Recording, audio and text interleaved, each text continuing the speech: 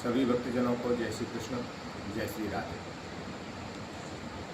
आप सभी को ज्ञात है, आपने बड़े हर्षोल्लास के साथ भगवान कृष्ण की जन्माष्टमी का उत्सव मनाया। अब भगवान का जन्म भादौ कृष्ण पक्ष अष्टमी को हुआ और हमारी श्री राधा जी प्रिया जी का जन्म भादौ शुक्ल पक्ष अष्टमी को। तो सभी देशवासी इसको बहुत अच्छी तरह से बहुत हर्षोल्लास के साथ मनाते हैं। बरसाने नंदगाम ब्रिज में तो यूँ समझ लो जैसे राधा रानी का आज ही जन्म हुआ हो, इस प्रकार से वो जन्मदिन राधा रानी का उत्सव मनाते हैं। कईयों का प्रश्न होता है, महाराज जी राधा जी है कौन? क्या लक्ष्मी जी का अवतार है या किसी और कोई देवी देवता का? तो मैं उनके सामने यही प्रश्न लेकर उपस्थित हुआ हूँ कि राधा जी कोई और नहीं है। कहते हैं ये बात सतयुग की है, जब विश्व मोहिनी का रूप भगवान विष्णु ने रखा और इतनी सुंदर वो स्त्री बनी, इतने सुंदर वो स्त्री बनी कि जिस पर सभी देवता, राक्षस, गंधर्व, देव आदि, जहाँ तक कि ब्रह्मा, विष्णु, महेश तक भी मोहित हो गए और मन में सोचने लगे कि ये हमें मिल जाए, हम इससे विवाह करें। सब मोहित हो गए उनको, लेकिन एक देव ऐसे थे जो उन पर मोहित नहीं हुए और वो थे हमारे सूर्य नारायण, सूर्य भगवान। वो यही सोचते रहे कि इतनी सुंदर अगर मेरी कन्या हो तो मैं धन्य हो जाऊं। भगवान मोहिनी रूप में जब थे तो उन्होंने ये उनकी भाव जाने सूर्य नारायण के, सूर्य देव के, और मन ही मन उनको देखकर इशारा किया, क्या चाहते हो? बोले प्रभु जो मैंने कहा बस मैं वही चाहता हूं। ये कहकर वो अवतार वहीं पर पूर्ण हो गया मोहिनी का। देवताओं को अमृत पिलाया और दैत्यों को वैसे ही। अब भगवान ने जब हाँ कर दिया है तो कहते हैं सूर्य देव का जन्म अगला हुआ एक राजा का हुआ।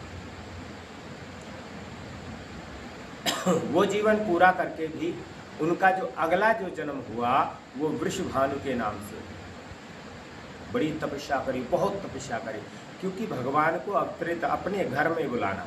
भगवान ने पहले ही कहा था, भाई मेरा बाल रूप में तो दर्शन हो सकते हैं, कृष्ण रूप में तो मेरे दर्शन हो सकते हैं, पुरुष रूप में मेरा अवतार 24 अवतार है, लेकिन ये तो मेरे लिए भी मुश्किल है कि मैं कन्या बन के, और ऐसी कन्या जिस पर विश्व मोहिनी कन्या भी मोहित हो जाए, ऐसा रूप बनाना मुश्किल है।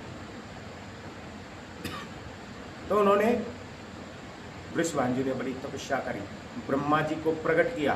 ब्रह्मा जी आए, ब्रह्मा जी ने कहा वर मांगो, क्या मांगना चाहते हो? बोले महाराज मैं कुछ मांगना नहीं चाहता हूँ, मैं तो इतना कहना चाहता हूँ कि आप भगवान के ज़्यादा नज़दीक हैं, इसलिए मेरे को जो उन्होंने वचन दिया था वो पूरा करें, कहीं भूल तो नहीं गए। तो ब्रह्मा जी ने जाके भगवान को बताया, भगवान आपकी वचन की प्रतीक्षा में सूर्य नारायण वृषभानु के नाम से विख्यात है जगत में, और वो आपके आने की इंतजार कर रहे हैं,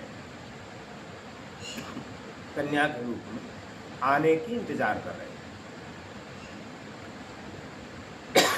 और मुझे इसलिए भेजा है, कहीं आप भूल तो नहीं गए? भगवान कहते हैं कि वास्तविक में मैं भूल ही गया था कि मुझे वहां जाना है, लेकिन जाऊं कैसे, किसको भेजूं मैं वहां पर? तो भगवान इसी चिंता में जैसे ही दर्पण के आगे गए, उनको अपनी ही छवि दर्पण में दिखी और उसी छवि को उन्होंने वहीं चित्र बना दिया और चित्र बनाकर उसको श्रृंगार करने लगे। नूपुर पहनाए, मेहंदी लगाई, माला पहनाई, कानों में कुंडल पहनाए, नाक में नथनी पहनाई, हाथ में चूड़ी कंगन पहनाए, वैनी गुथी, और जैसे ही लक्ष्मी जी की चुनरी उन पर उड़ाई तो ही श्री राधा जी प्रकट हो, और वही वृषभानु के यहाँ पर जन्म लेकर श्री लाडली लाल के नाम से विख्यात हुई। और उन्हीं लाडली लाल की जन्माष्टमी राधा अष्टमी जिसको कहते हैं, वो 11 तारीख की बड़े हर्षोल्लास के साथ हम सभी मनाएंगे। और आगे की जानकारी के लिए मैं ऐसे ही प्रस्तुत होता रहूँगा। जय श्री कृष्ण।